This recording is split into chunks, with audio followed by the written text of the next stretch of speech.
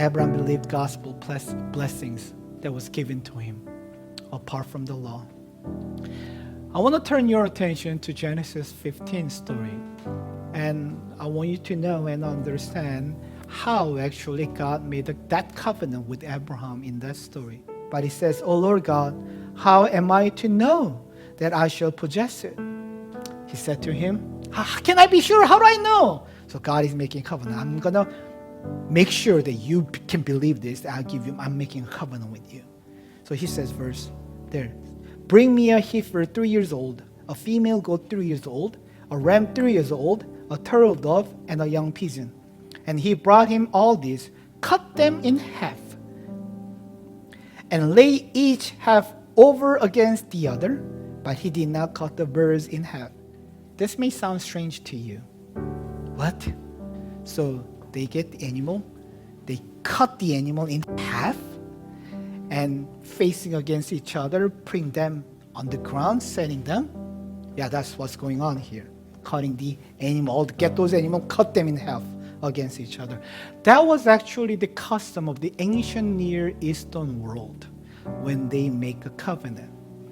When we make a contract, we sign on the document, and you just make a signature right on it. That's not how they did it. How they make a covenant was cutting the animal in half and putting them against each other on the ground.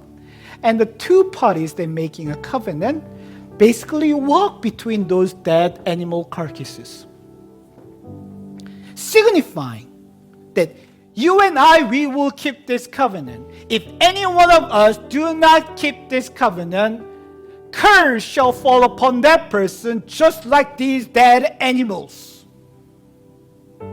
In other words, even if it takes me death, I need to die, I will keep this promise to you.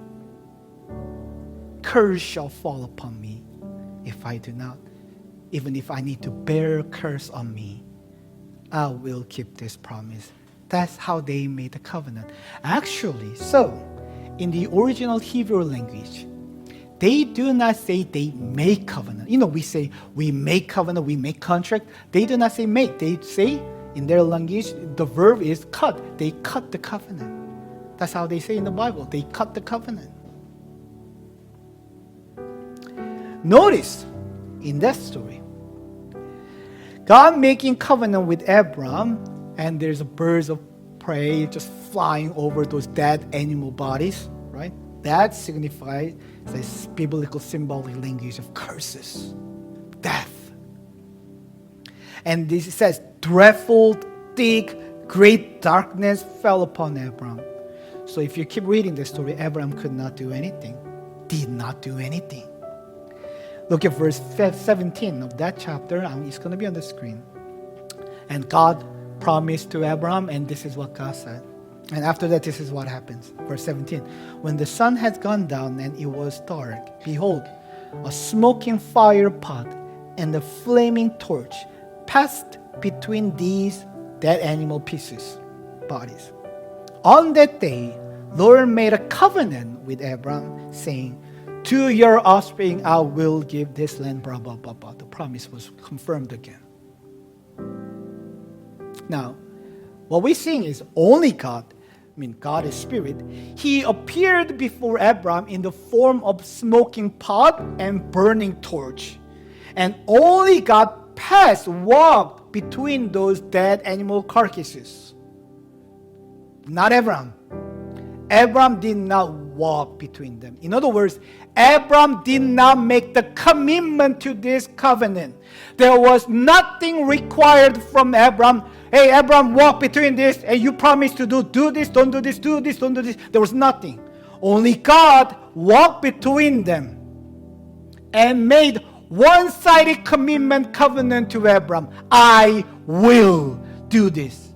And God was saying, even if death comes upon me, even if I need to bear curses that these animals represent on me, I will keep this covenant with you, and I will surely bless you. I will do it. And you know where this story is taking us to. sending His Son to bear our curse on the cross to fulfill this.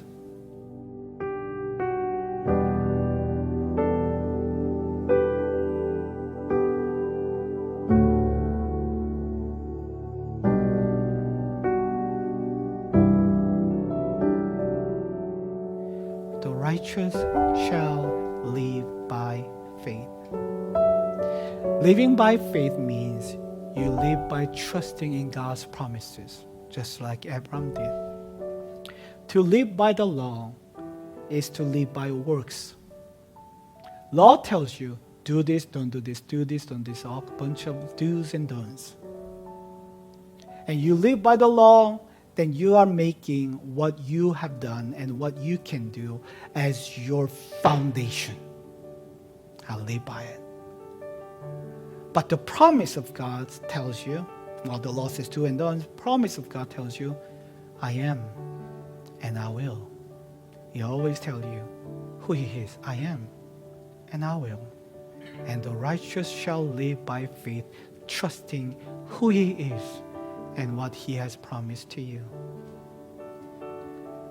And you live by faith, His promise and who He is becoming your foundation, your strength. The righteous shall live by faith. Know then that it is those of faith who are the sons of Abraham. Who share the faith like Abraham, they are the sons of Abraham. John 8 verse 39 says this. They answered Him, Abraham is our father.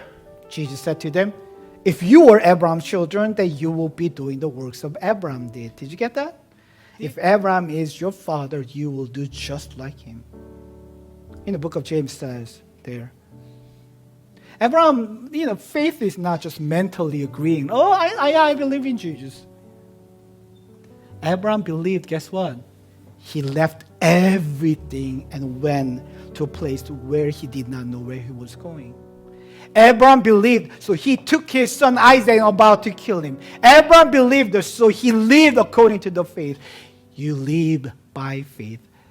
Faith accompanies, begets actions.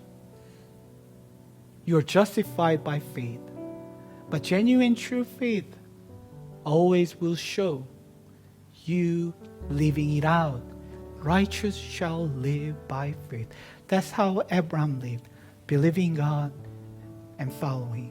So, if you are His children, believe and you live by that faith.